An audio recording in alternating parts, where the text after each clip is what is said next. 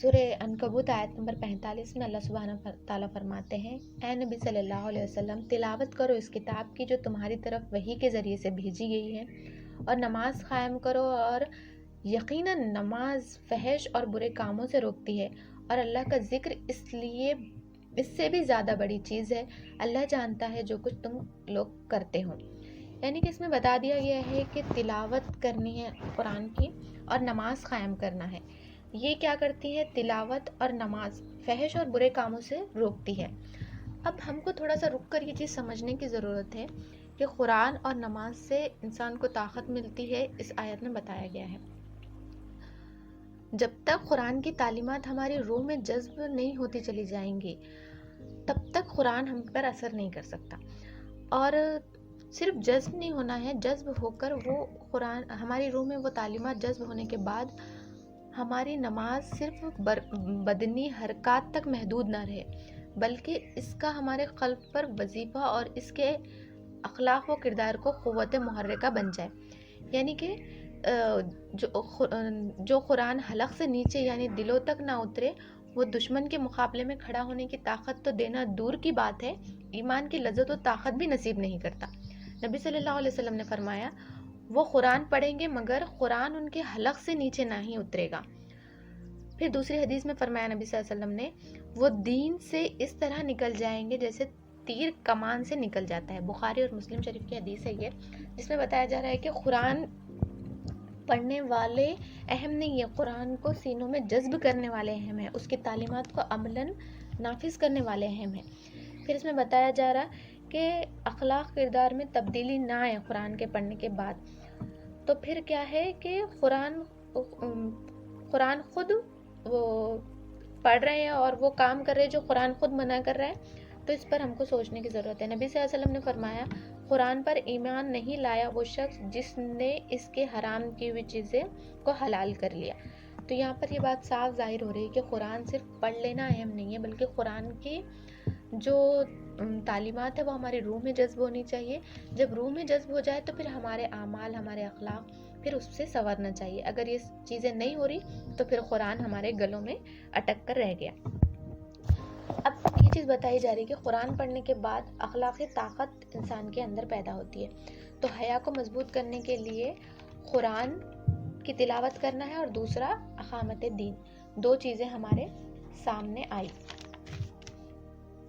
سب سے پہلے ایک چیز سمجھنے کی ضرورت ہے کہ نماز کیا کرتی ہے۔ نماز سب سے پہلے ہمارے دل میں اللہ تعالیٰ کی وحدانیت کا جو احساس ہے وہ تازہ کرتی ہے، اور یہ احساس ہمارے اندر ڈیولپ کرتی ہے کہ ہم اللہ تعالیٰ کے بندے ہیں اور ہمیں اللہ تعالیٰ کے حضور حاضر ہونا ہے۔ دوسری سب سے اہم چیز نماز جو ہمارے اندر ڈیولپ کرتی ہے وہ ہے کہ خدا کا کیمرہ ہمارے اعمال کو ریکارڈ کر رہا ہے، فرشتے پورے سین کو جو ہے سو کیپچر کر رہے ہیں، اور آخرت میں ہم کو ہمارے زندگی کا لائیو جو ہے سو ہماری لائیو کاسٹ ہونے والی ہے اس میں، تو یہ ہم کو بتا دیا گیا ہے۔ تیسری چیز یہ بتائی جا رہی ہے کہ نماز سے انسان کے اندر حیا جو ہے سو چارج ہوتی ہے، نماز سے انسان کے اندر حیا کی جو ہے سو چارجنگ ملتی ہے، اور برے کاموں سے بچنے کی، نمبر 4، برے کاموں سے بچنے کی انرجی بھی ملتی ہے۔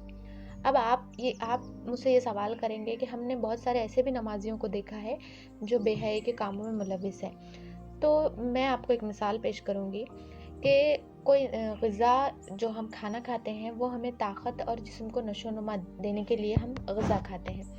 اگر کوئی کھانا کھائے اور اس کے بعد خود انگلی ڈال کر الٹی کر لے تو وہ غذا بھلا اسے کیسے فائدہ پہنچا سکتی ہے؟ تو اسی طریقے سے صرف نماز کے حرکات اور چند الفاظ دہرا لینا اصل نہیں ہے۔ نماز اصل یہ ہے کہ نماز سے ہمارے اندر خوف خدا پیدا ہو اور ہمارے اعمال میں مثبت طور پر تبدیلی پیدا ہو۔ نبی صلی اللہ علیہ وسلم نے فرمایا، جسے اس کی نماز نے فحش اور برے کاموں سے نہ روکا اس کی نماز نہیں ہے۔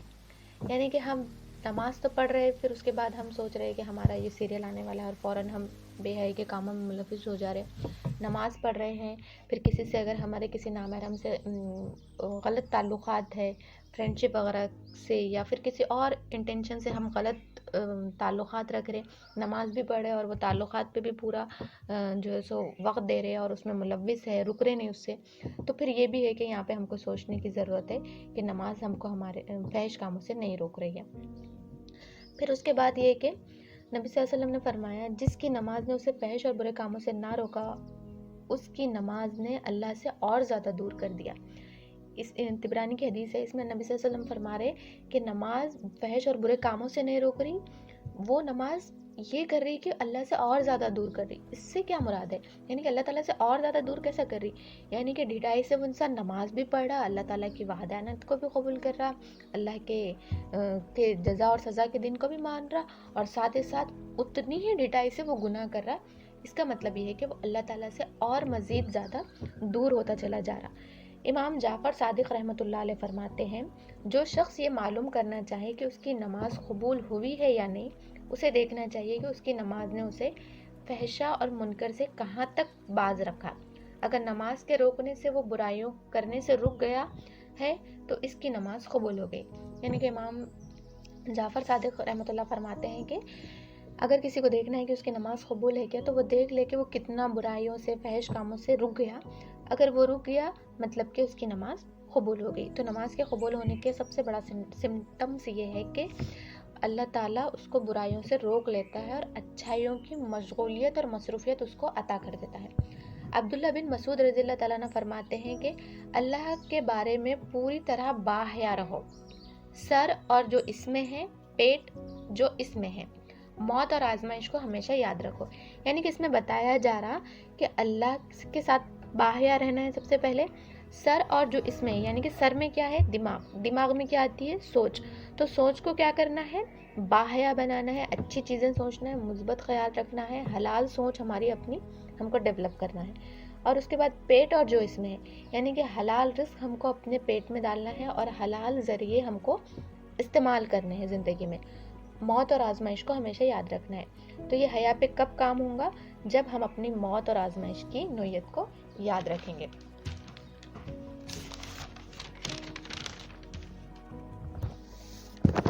اب انشاءاللہ میں حیا کو لے کر 3 واقعات جو تاریخ اسلامی میں ہمیں ملتے ہیں وہ انشاءاللہ میں آپ کے سامنے رکھوں گی۔